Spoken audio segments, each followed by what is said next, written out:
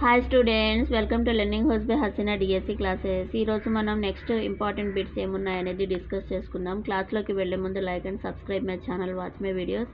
ఇలాంటి మరిన్ని వీడియోస్ కోసం నా ఛానల్ని సబ్స్క్రైబ్ చేసుకోండి.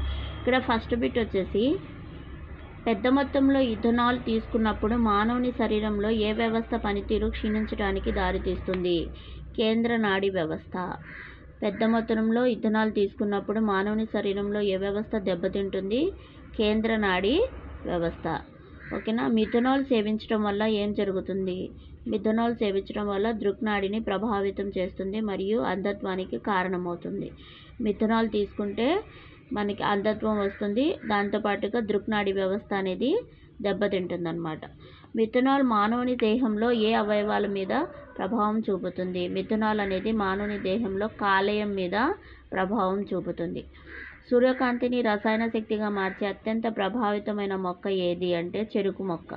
సూర్యకాంతిని రసాయన శక్తిగా మార్చే అత్యంత ప్రభావితమైన మొక్క ఏది అంటే చెరుకు మొక్క అన్నమాట. కిణ్వన ప్రక్రియకు గురి చేసి ఆల్కహాల్ను పొందటాన్ని దేనిని ఉపయోగిస్తారంటే చెరుకు రసాన్ని ఉపయోగిస్తారు. కిణ్వన ప్రక్రియకు గురి చేసి ఆల్కహాల్ను పొందటాన్ని దేనిని ఉపయోగిస్తారు అంటే చెరుకు రసాన్ని ఉపయోగిస్తారు. స్వచ్ఛమైన ఇంధనంకు ఉదాహరణ తెలపండి. పెట్రోల్. స్వచ్ఛమైన ఇంధనానికి ఉదాహరణ ఏంటి? పెట్రోల్.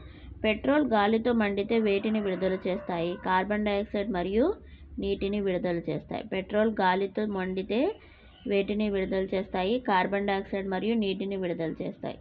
ఇథనోయిక్ ఆమ్లాన్ని సాధారణంగా ఏమని పిలుస్తారు? ఎస్టిక్ ఆమ్లం అని పిలుస్తారు.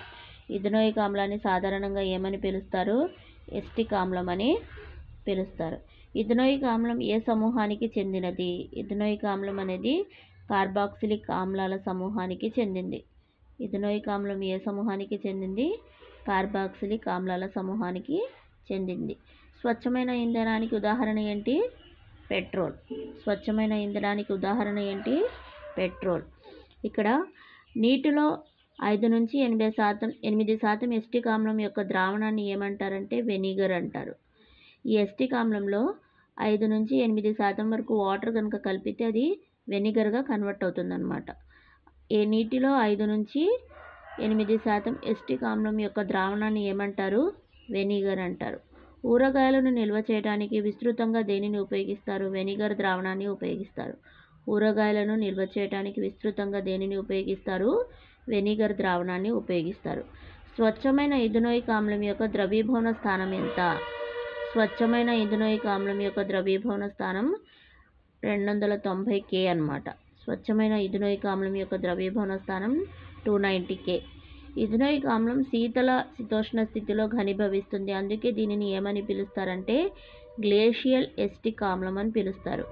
ఇథనోయిక్ ఆమ్లం శీతల శీతోష్ణ స్థితి ఘనీభవిస్తుంది, అందుకని దీనిని ఏమని పిలుస్తారు? గ్లేషియల్ ఎస్టిక్ ఆమ్లం అని పిలుస్తారు.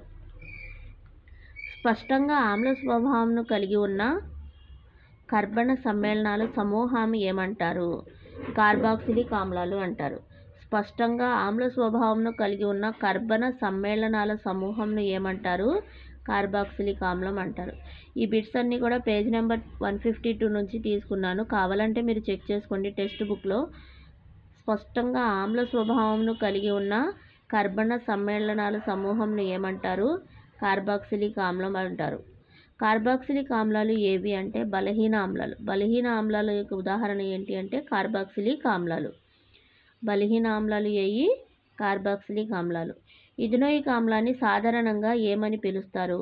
ఎస్టిక్ ఆమ్లం అని పిలుస్తారు. ఇథనోయిక్ ఆమ్లాన్ని సాధారణంగా ఏమని పిలుస్తారు? ఎస్టిక్ ఆమ్లం. ఎస్టర్లు ఎలాంటి వాసనను కలిగి ఉంటాయి అంటే తీయటి వాసనని కలిగి ఉంటాయి. ఎస్టర్లు ఎలాంటి వాసనను కలిగి ఉంటాయి? తీయటి వాసన. డిటర్జెంట్లు సాధారణంగా వేటి యొక్క మిశ్రమాలు? సల్ఫోనిక్ ఆమ్లం ప్లస్ సోడియం లవణాలు లేదా క్లోరైడ్ లేదా బ్రోమైడ్, వీటి యొక్క మిశ్రమాలు డిటర్జెంట్స్ అన్నమాట. డిటర్జెంట్లు వేటి యొక్క మిశ్రమాలు? సల్ఫోనిక్ ఆమ్లాలు, సోడియం లవణాలు లేదా క్లోరైడ్ లేదా బ్రోమైడ్, ఈ మొత్తలైన అయాన్లతో ఉన్న అమ్మోనియా లవణాలని మనం డిటర్జెంట్లు అంటాం. ఇథనాల్ మరియు ఇథనోయిక్ ఆమ్లం మన దైనందిన జీవితంలో ఎలా ఉపయోగపడుతుంది అంటే ఇథనాల్ ఇథనోయిక్ ఆమ్లం అనేది మన దైనందిన జీవితంలో అంటే మన రోజు యూస్ చేసే జీవితంలో ముఖ్యమైన కర్బన సమ్మేళనాలుగా ఉపయోగపడుతుంది. ముఖ్యమైన కర్బన సమ్మేళనాలుగా ఉపయోగపడుతుంది. ఇప్పటికి మనకి ఈ chapter carbon and it's compounds అనేది కంప్లీట్ అయిపోయినాయి. మొత్తం బిట్స్ అనేవి కవర్ అయినాయి. ఐ హోప్ మీకు కనుక నచ్చితే నెక్స్ట్ వీడియోలో మనం నెక్స్ట్ లెసన్ నుంచి కంటిన్యూ చేద్దాం. ఓకేనా? ఈ వీడియో కనుక నచ్చితే like and subscribe my channel, watch my videos. ఇలాంటి మరిన్ని వీడియోస్ కోసం నా ఛానల్ని సబ్స్క్రైబ్ చేసుకోండి. Thank you students.